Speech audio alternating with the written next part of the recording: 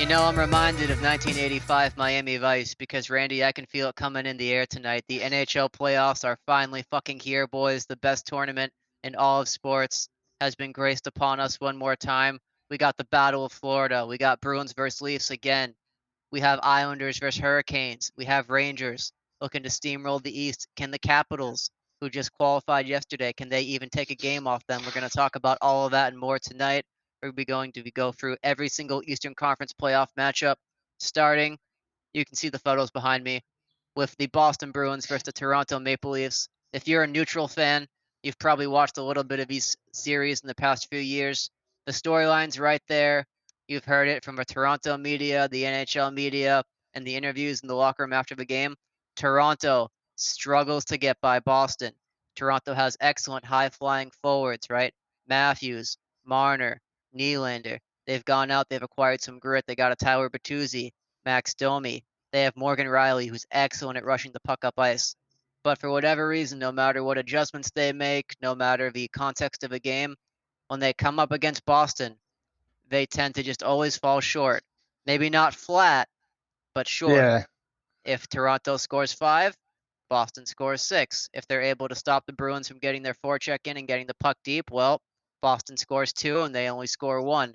For whatever reason, there seems to be a type of perfect storm that happens when they face the Bruins. Something goes wrong for them. Jake Gardiner has a bad game. Their goaltending falls apart. One of their top stars disappears. This is their opportunity to slay the dragon and finally put some of those doubters to rest, right? Will this Toronto core sniff the third round, the Stanley Cup Finals? Will they play up to their potential?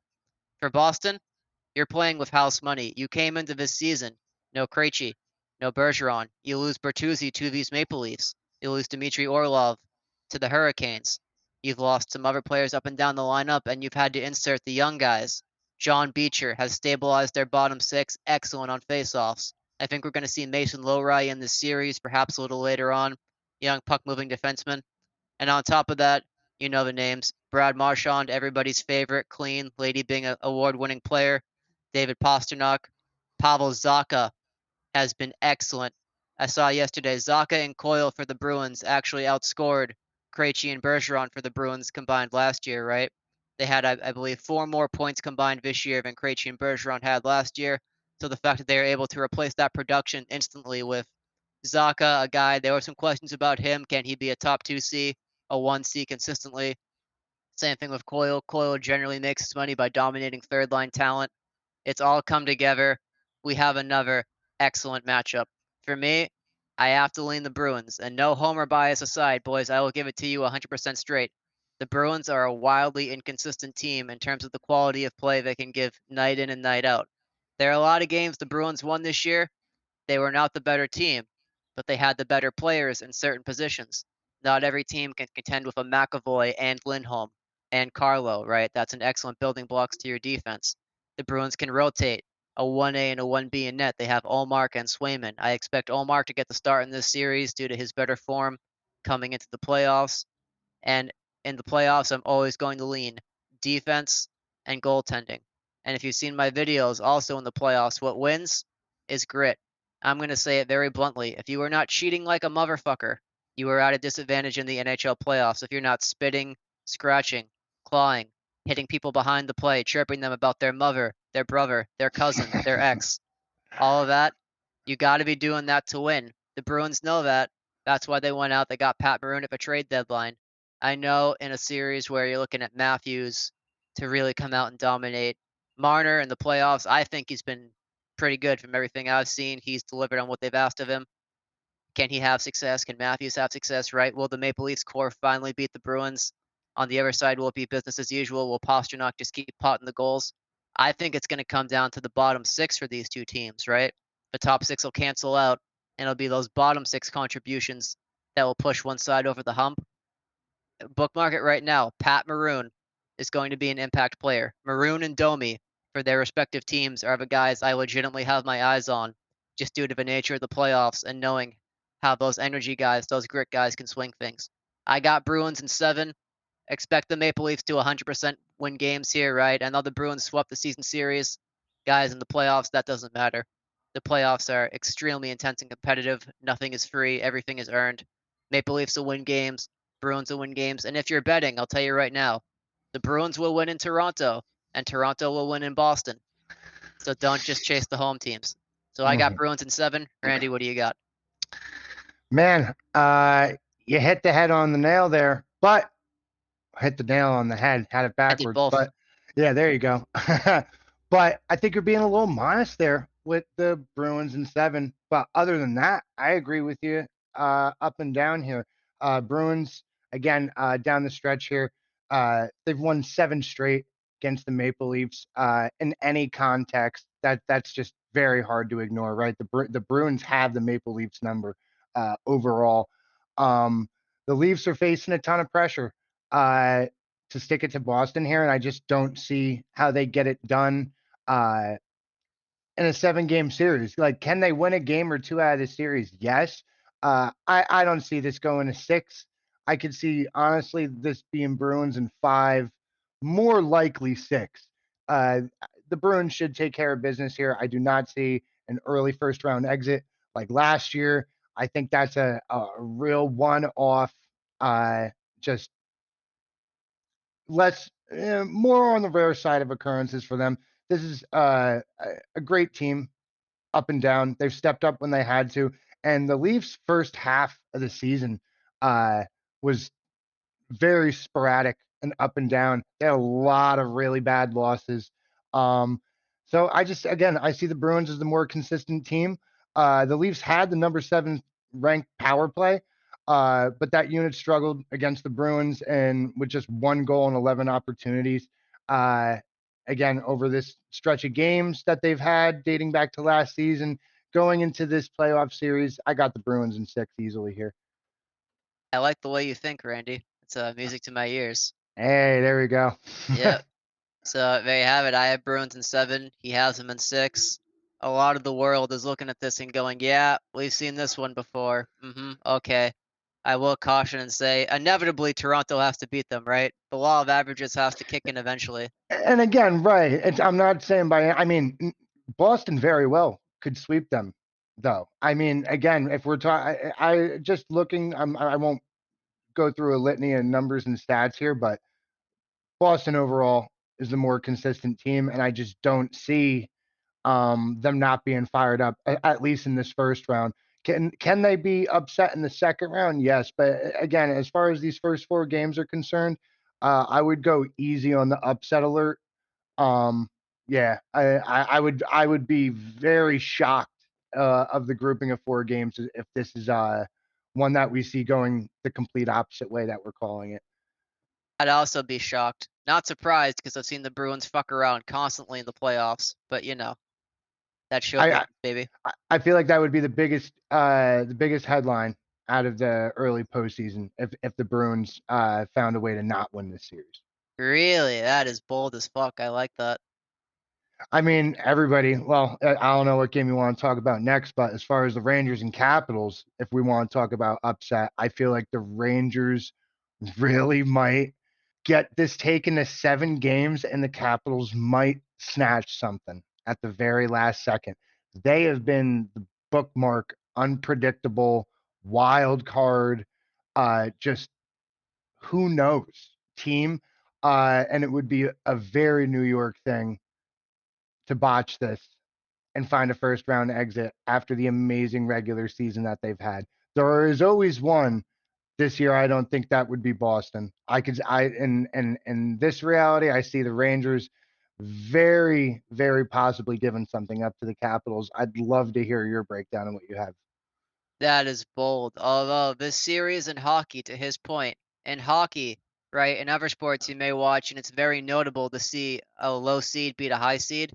In hockey, that shit happens every single year, right? We've had 8 seeds win the cup. A 6 seed can beat a 3. A 7 can beat a 2. So any type of preconceived notions you have about a team's strength, they generally go out the window because in the playoffs, the way the game is played and officiated changes dramatically. High flying offense kind of goes out the door. It's about defense, forechecking, blocking shots. How comfortable are you with discomfort? How far will you go to win? And I think that's an excellent building block because the Rangers, I'm just going to be blunt, they are better everywhere. Up and down the lineup, they are better. The Rangers forwards are fucking absurd. The additions of Roslovic, I think that's excellent. They have Jimmy Vesey on the fourth line. They even have Rempe running around like the fucking headless horseman with his And axe. and if we want to talk about postseason hockey and grit, toughness, all that, and again, just like more no calls, especially things being let go, that is actually almost the counterpoint of why I kind of don't love the Rangers right now, because right over a long haul of a regular season and grinding teams down and wearing teams down, sure, that is why the Rangers were dominant all year. But in games like this where it really matters, uh, a, a bit of the fighting and engaging in that a little too heavy might find themselves behind, and advantage plays in the Capitals' favor. Rempe's an absolute dog. He's been, amazing TV this year for even maybe the most casual fan of hockey. He's a name that might have gotten you a little bit more in check with highlight reels and just keeping up. But the Rangers might have to lean on that a little bit too much in the series or come in a little too hot-headed, and that concerns me. But Rempe has been an absolute force for them this year whenever they need him to be. And that series last year against the Devils are able to swing that when things really tightened up and the Rangers weren't able to just push around and take advantage of that young up and coming team. So what I think, to his point, right, the Rangers stars got a lot of criticism. They came out very flat in that game 7. A lot of them were nowhere to be seen. I do think they bounce back here. I have the Rangers in 6, and the reason I have them in 6 is, 1, in the playoffs, it's very difficult to take 2 games away, right? It's just generally a very hard thing to do, so I don't see a sweep coming. And 2, Tom Wilson. Tom Wilson is built for playoff hockey. He's going to wake up with morning wood on Saturday knowing all the degenerate shit that he's going to be able to get away with that the refs will look the other way for, right? So him being able to be that energy guy and swing the series, get those scrums going after the whistle, fights. Does he win a fight? Generally, Tom Wilson does win his fights, right? So you can have an even game or the Caps are down 1-0. Say Wilson beats Rempe.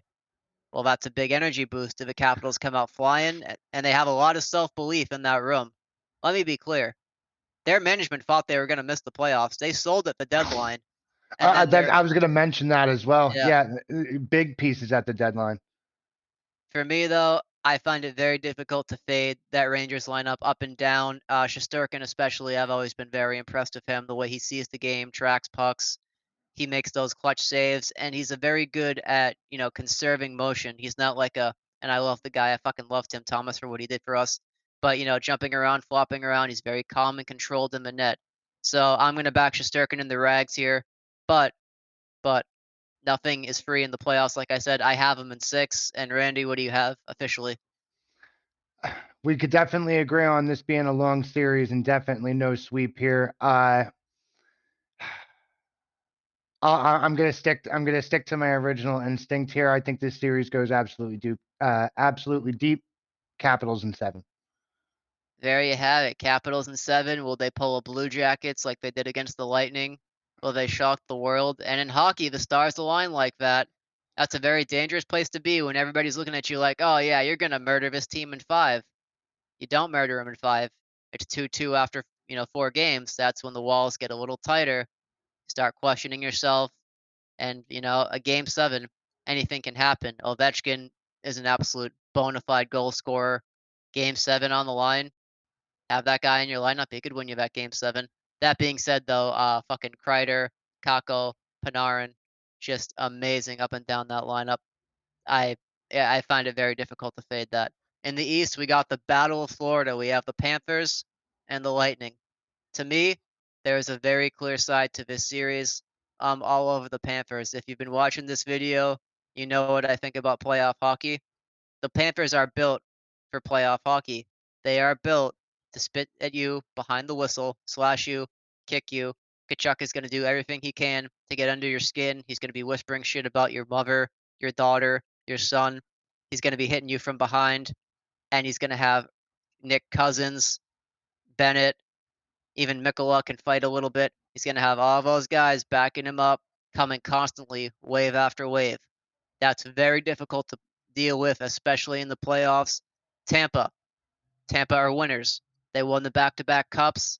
They went to a third finals. They would have beaten a lot of teams that weren't the Avalanche, but they ran into a team that it was just their destiny that year. McKinnon was just off the chain, amazing. Tampa are winners. They have that core.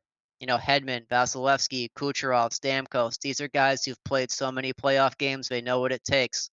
I do worry about their depth, particularly in the bottom six and in their bottom four pairing defensemen. I don't believe they're going to have Sergachev for this first round. Before, when Tampa was dominating in the playoffs, they'd always have that one extra guy, right? Like a Yanni Gord, who would come in, he would go against your third line, he would dominate, and across those 7 games, he would be the game changer. I don't believe they're built like that this year. I do expect them to push Florida. I expect this to be a gritty, intense series. I have the Cats in 6, right? Panthers in 6. I absolutely love Bobrovsky in this spot. Vasilevsky, there's been some talk about him falling off this year on the Tampa side. I don't fully subscribe to it. He did have a rough start to the season, but in the playoffs, guys are on their A game. So for me, I think the Panthers drag it into the gutter and ultimately walk away in 6 with a gritty, hard-fought victory. I agree with the assessment. Again, the theme's going to be about the same throughout the 4 games. I could see this one being among the toughest. Again, even compared to the last one we just covered, with as scrappy as the Rangers are and how physical that matchup between them two with the Capitals. Here, yeah, this has that big defense written all over it. I have my eyes on Sam Reinhart in this matchup. He had a great year, 57 goals, franchise record, 27 power play goals. So if they find themselves on the right side of advantage plays, I could see Panthers definitely taking a couple of those, probably 2 a game. And I will look for him to be leading that front game 1, game 2.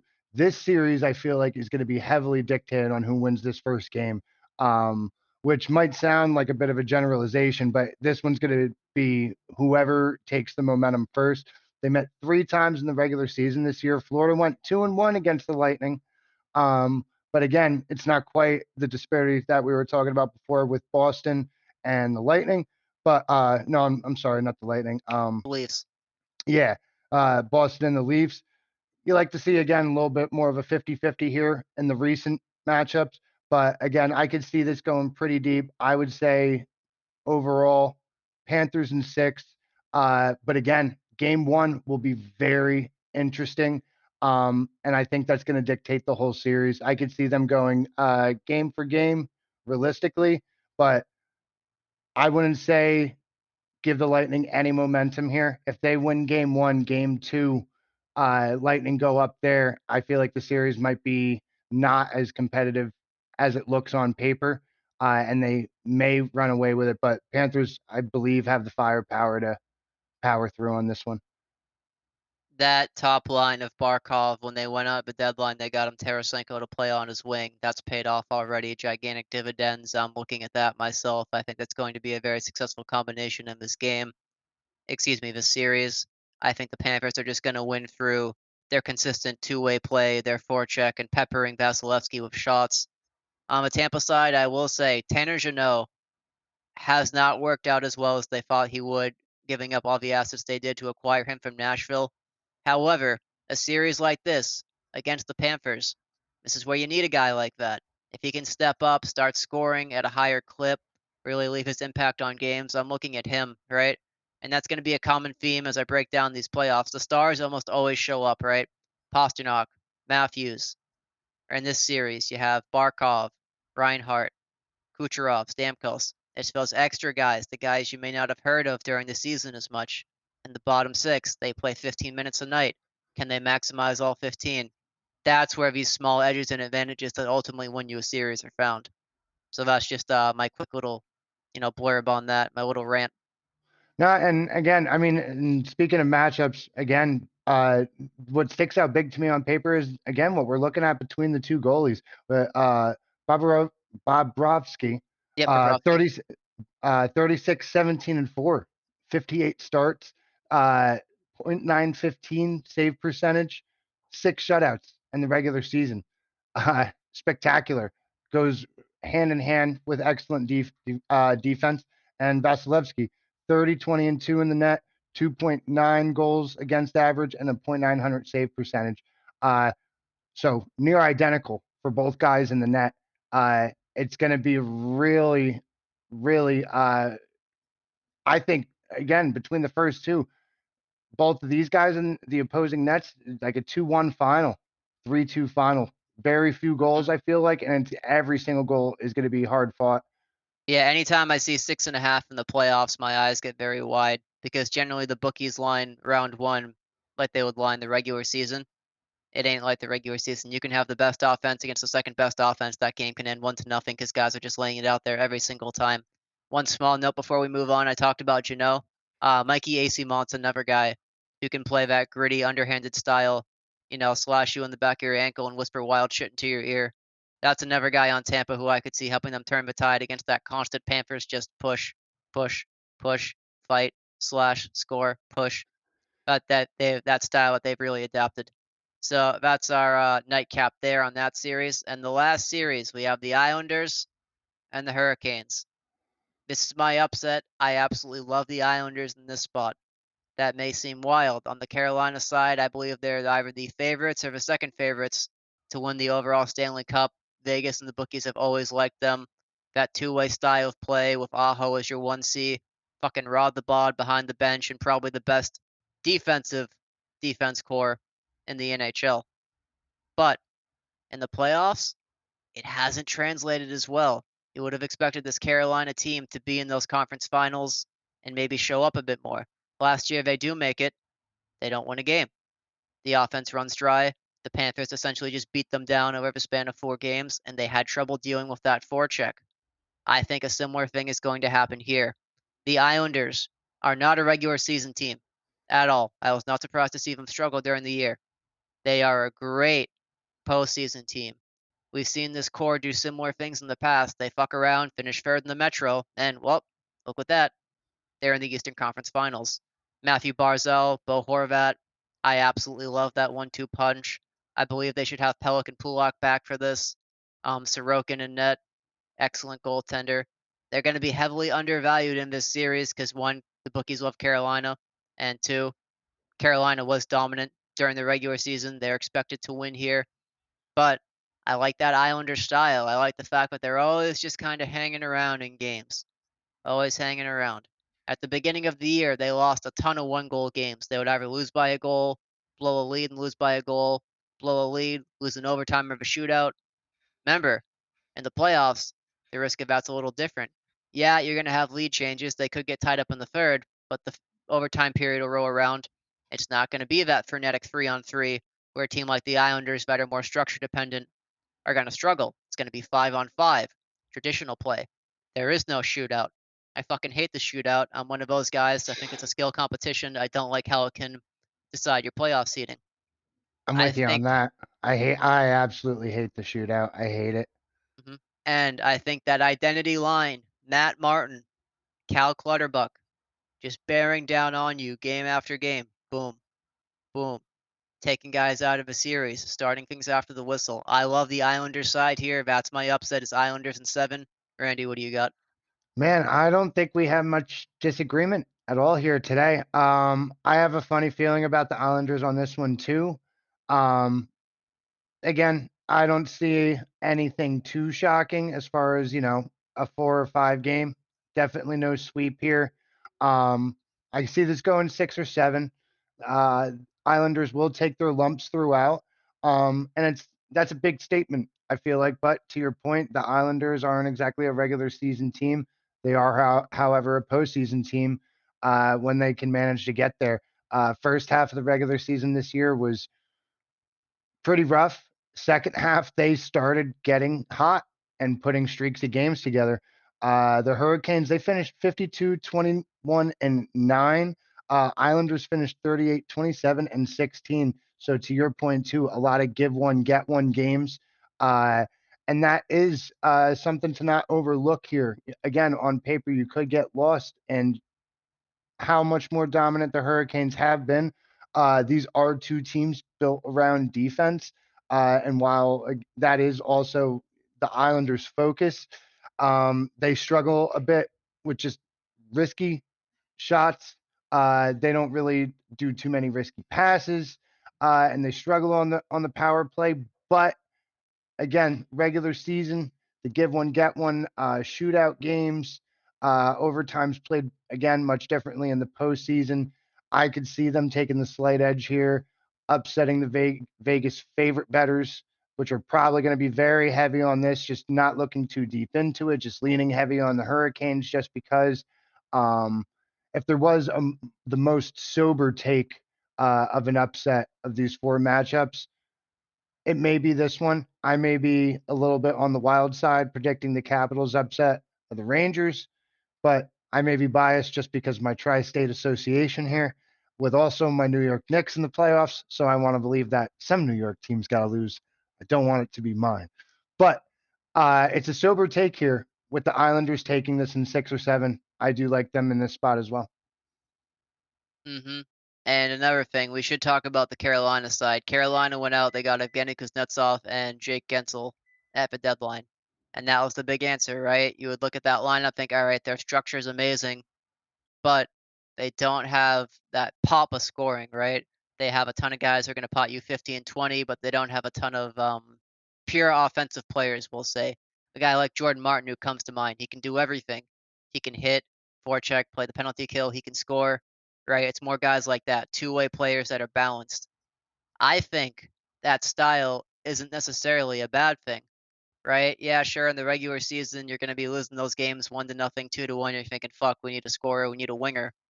I think if you get a little bit too away from your team identity and try to change and adapt, that can come back to bite you. So I'm curious to see how that classic Carolina forecheck, that Carolina defense, right? Because you're going to turn on the TV. The Islanders will have like 5 shots in a period at the end of the period.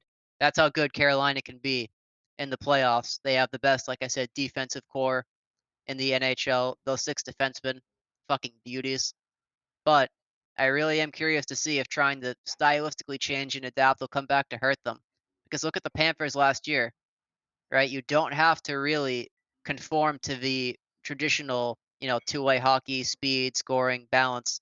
They beat you up, and they had grit, and they played through their star players, and they got to the Stanley Cup Finals.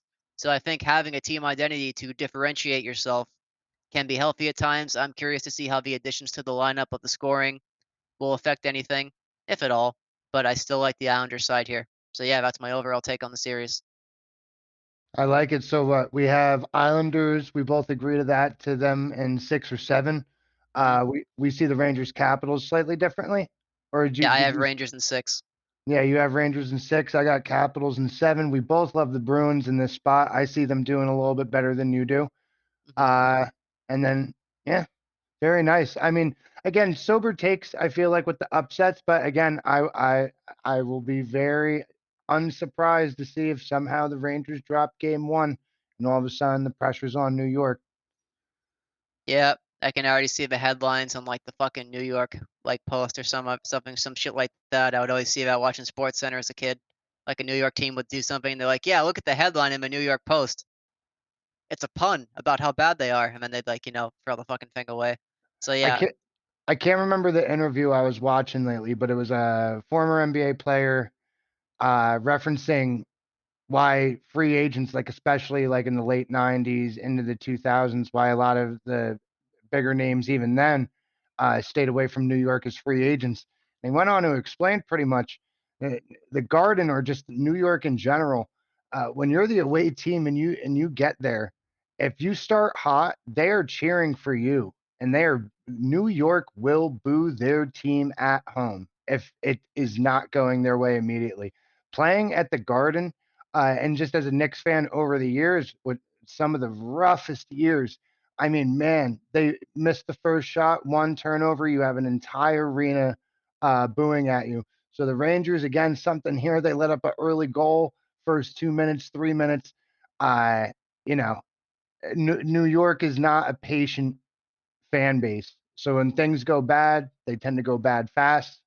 Uh, and when they're going good, they don't always put their foot down on the gas. So it'll be interesting to see if the Capitals could step up early and again just kind of control that energy, because that's just what happens with these big market teams. And I can see again the Maple Leafs, where we agree with the Bruins matchup, the Maple Leafs crumbling under that pressure and just that big market of Toronto. Toronto media is absolutely brutal. They're the equivalent of what you just described in New York for the Knicks and Yeah, hockey, amplified by like 5,000. It's yeah, bad. Like, there are players who just won't go and play there because they said, "Man, I just don't want to deal with this." If the yeah. Leafs lose game one, and the Bruins will probably be favored slightly because it's going to be Boston at home. No Dodger, Maple Leafs parade, none. right? That's when the walls start to close in. And lastly, just one quick point on your Rangers. The Rangers won the President's Trophy. Generally in hockey, that's a bad thing. The President's Trophy is seen as a curse because you don't face that adversity and discomfort during the season. So when shit starts to go sideways, the walls close in, the media starts chattering. Your fans are like, "What the fuck? We should have won this by now." Things can change. So, boys, that's it for us on the Eastern Conference. We touched on the Battle of Florida, Bruins, Leafs, Islanders, Hurricanes, Rangers, Caps. We gave our series predictions. The Western Conference is not set yet. Both Vegas and Los Angeles, I believe, can swap spots. So we may create some content just doing a quick rundown on those games to touch upon them. Overall, NHL playoffs, you have any preconceived notions? Throw them out the fucking window. Approach this like you would approach the March Madness. Trust your gut, trust your reads, and favor defense and goaltending. Also, if you're new, if you're casual to the NHL, first time watching the playoffs, you're gonna see a guy get like slashed in the back of the leg or like punched in the face, and the officials won't call it, and the announcers will chuckle to themselves like, "Huh, playoff hockey, aren't I right, Dave?" If you're sitting there like, "What the fuck?" That's normal. That's just how the culture is. I don't know why that is, but we all fully embrace it, and that's playoff hockey, baby. It's different. So that's all I got right now. We'll be back again talking some UFC next week, probably a little bit of NHL as well. Randy, you have anything else you want to end on? That's it, man. Thank you for having me again. Always a good time. Excited to see how it shakes out officially for the West. Should be really interesting on that side. It should be a lot of very close matchups over there. Just a little teaser. I like the Stars. The Stars have the best depth scoring in the NHL. Oh, you don't like the Stars? No, I do. It's tough. Oh man, I don't know how we're gonna do a prediction and breakdown of those. The Oilers look dangerous. Canucks look dangerous. It's a lot of danger over there. Yeah, the West is What? gonna be a fucking shit show. It's gonna be great. Yeah. Oh yeah. It's gonna be exciting stuff for sure. All right, boys, that wraps it up from us. If you liked the video, like, comment, subscribe, DM us any feedback. Say that we're fucking awesome. It'll make my day. Thank you. Thank you for joining us. Take it easy, man. Thank you for Peace. having me. You got me feeling lucky. I'm putting everything on black.